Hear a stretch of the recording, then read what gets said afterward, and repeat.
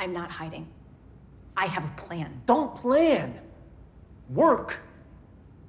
Just work and keep working. That line really resonated with me as someone who's had the enormous privilege of having spent essentially the entire time that I've been lucky enough to be doing this kind of work, working with people who are older than I am, who have taken the time, either with words or with action, to teach me that lesson, this idea that you just never know what's going to happen.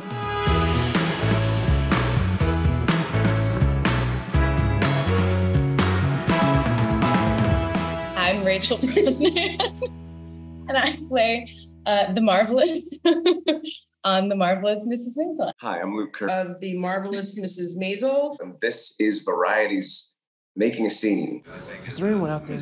I don't know, man. Go out there and look. No, I'm not going to go out there and look. Doesn't matter. Will it change anything?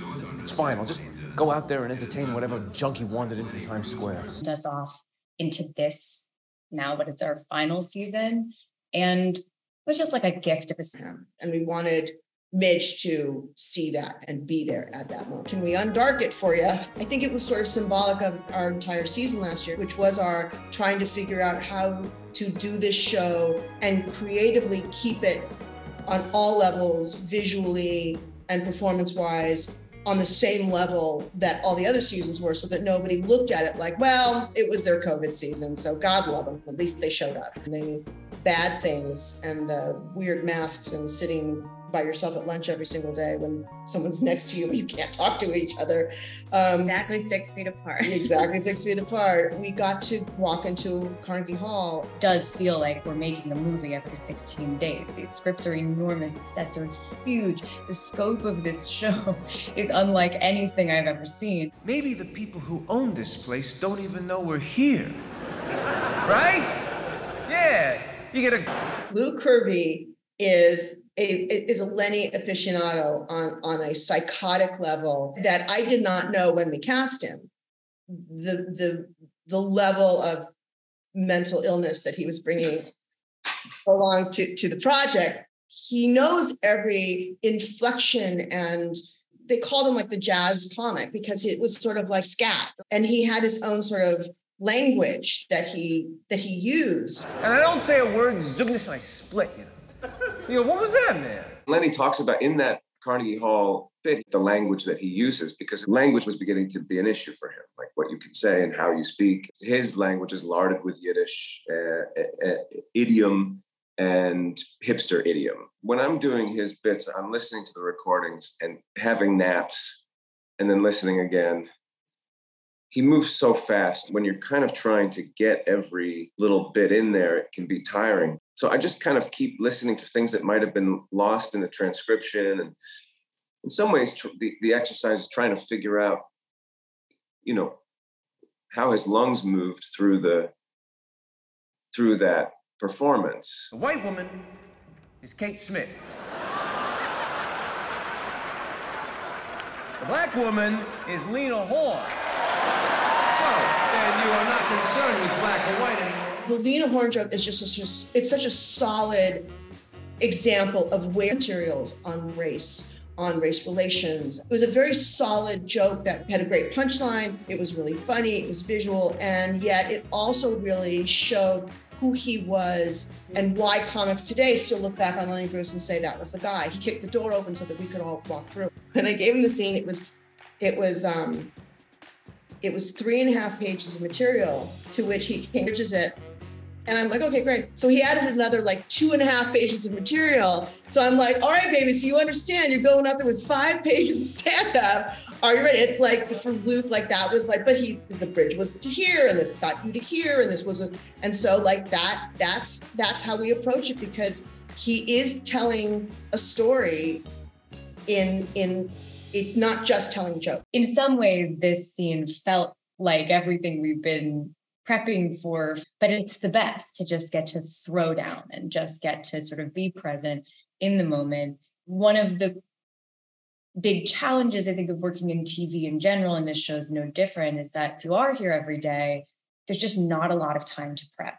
And because the show is so big and the scenes are so big and the stand-up is so big and feels so foreign, even so many years in, it's enormously challenging. But the flip side of that challenge is that it forces you to be present and to discover things on the day. You have to just be there in the room with another actor, with the crew who was doing this dance with you and with the director. And sometimes, you know, it takes a minute to wrestle something into submission, and sometimes it takes on a life of its own. And they are finding it together on the stage at Carnegie Hall. It was completely surreal. I'm at Carnegie Hall. I've got 5 minutes where maybe I can help you before I'm thrown out of the club again.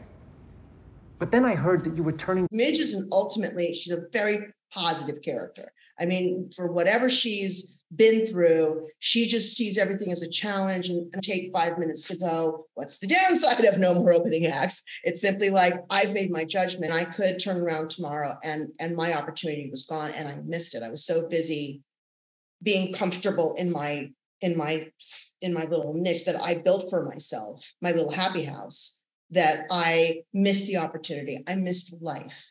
I missed that moment. That they are there, and you say whatever the hell it is you want anyhow. And so it just felt like in the moment where we really needed somebody to sort of snap me back sort of into the reality of what her goal was and how to achieve it and what the reality of her situation was, he felt like the right person to do it. Everyone else on the show has a relationship with Midge that's established and of some regard.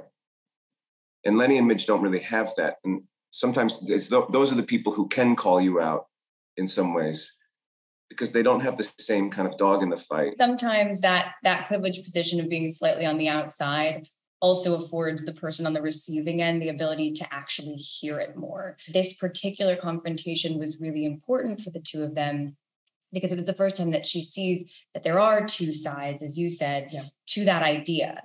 Lenny doesn't apologize. Midge is still young and vibrant and fresh and, hopeful and like, and she doesn't know what the real kick in the head this business can do to you is, and he does.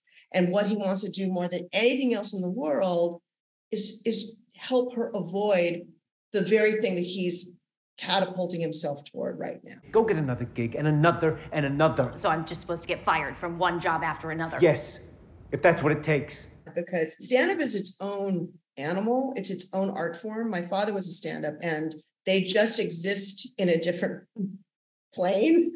And sometimes it's not the most nice stand-up is what these two actors are personifying when they get up there and they take control because it is, I'm the only one out there. It is my point of view. It is honest. I don't know. I find myself forgetting how hard it is, what they're doing and how it's very special.